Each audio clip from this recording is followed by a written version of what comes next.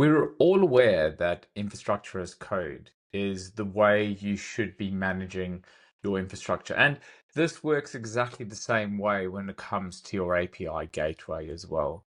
In a previous tutorial, I've shown you how you can deploy a Kong gateway using the Kong Konnect SaaS control plane. Now, what I'm going to do is take it a step further and show you how you can do this with infrastructure as code. If you haven't seen my first tutorial, there will be a link in the details below of this video. Otherwise, let's jump right into Kong Konnect.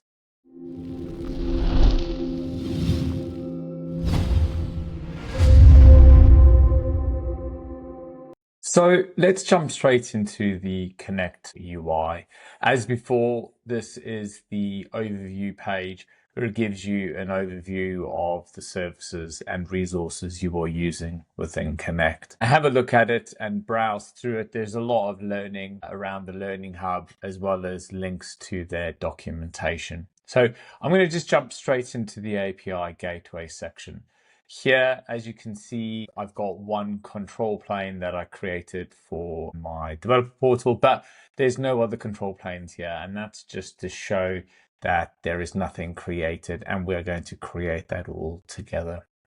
I'm going to jump into my IDE now, and let's have a look at what things look like. I have built a Terraform project and we'll be using the Konnect Terraform provider, plus a couple of other providers as well, to create our control plane and our data plane. Let's have a quick look at some of these Terraform files and configurations and see what we've got. So the first is a certificate. This allows us to create a self-signed certificate that will be used when I'm communicating between my data plane and my control plane. I am creating a control plane as well in Konnect and uploading the data plane certificates, the ones that have been generated as part of this project.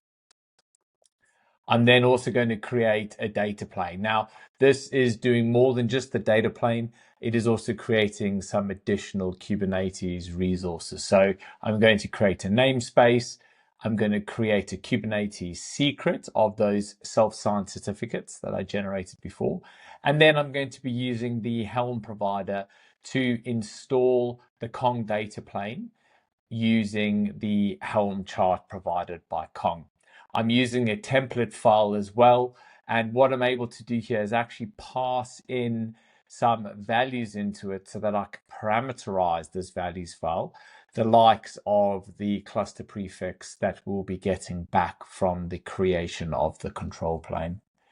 A few other bits and pieces. Here, I've also got some configuration for the data plane. So just a simple service and a route. And this can be controlled to turn it on and off if we don't want to be applying it. But by default, it will apply it. And then I've got some local settings, some outputs, provider configuration for Konnect, Helm, and Kubernetes, and then all of my variables as well. So all of these variables, which you can set and change everything, but by default, you can just go with the default values and everything works as expected. So let's jump straight into my CLI. Now, the first thing we need to do is create a Kubernetes cluster. I like using Kind. If you haven't used it before, I recommend having a look at it. I'll share some links to the Kind documentation. It's as simple as going Kind, create cluster, and what will happen is a native Kubernetes node will be created and we'll then be able to start provisioning on that particular Kubernetes node. So there we go. We've got it created. I'm going to use K9 to access it. Again, if you don't use K9s, I recommend having a look at it. I will share some links in the documentation below. So now we've got everything set up. Let's go ahead and start with initializing our Terraform project. So Terraform init, this will go and based on the providers that we have defined within our project, it will download all of the versions of those providers and initialize our state for this project.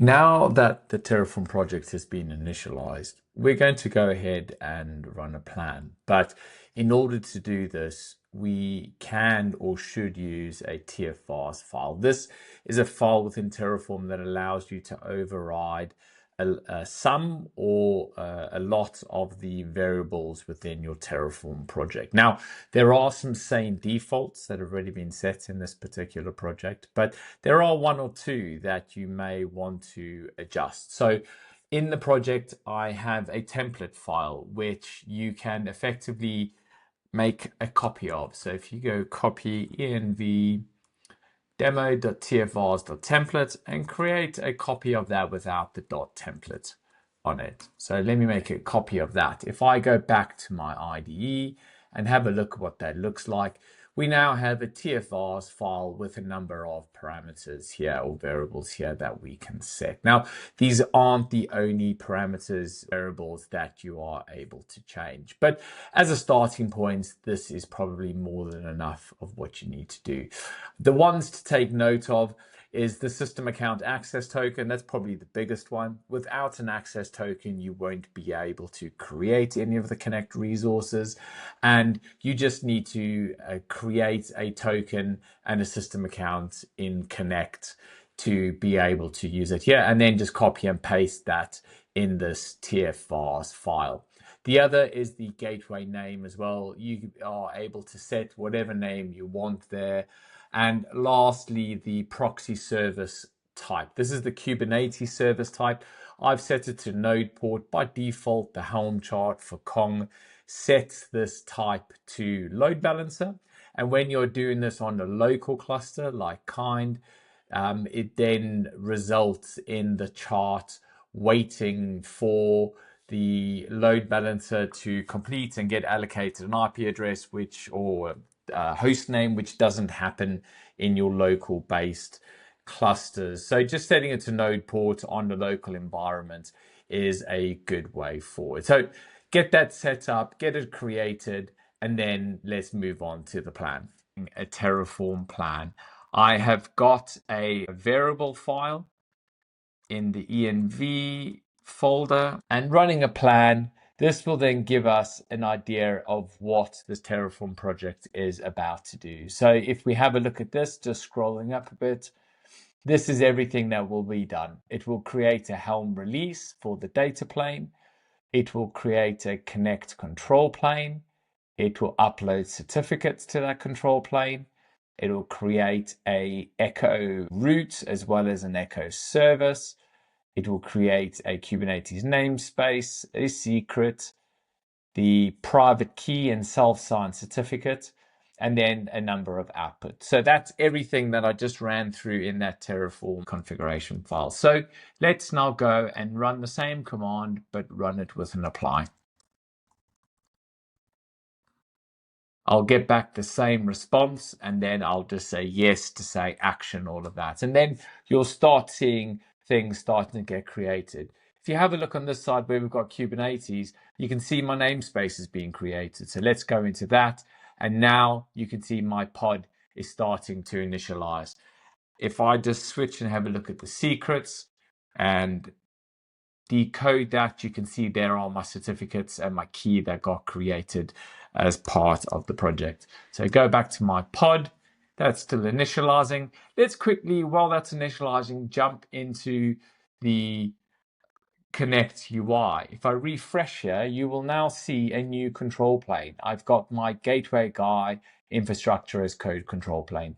Jump into that and let's go to gateway services. I've got an Echo service and I've got an Echo route. And these are all of the resources that were created using Terraform. Jumping to my data plane node, and actually there we go. You can see this is being connected. So it's connected, it's got the version of Kong as well, and that it's in sync. So if I go back to my project, you can see now that it has completed. So I effectively have my outputs, which is my certificate, my key, which is sensitive, and you can get that pulled out if you need it, the environment, the cluster prefix for the Konnect control plane that I just created, the control plane ID, and the control plane name. And on the right-hand side, we can see that my data plane is now running.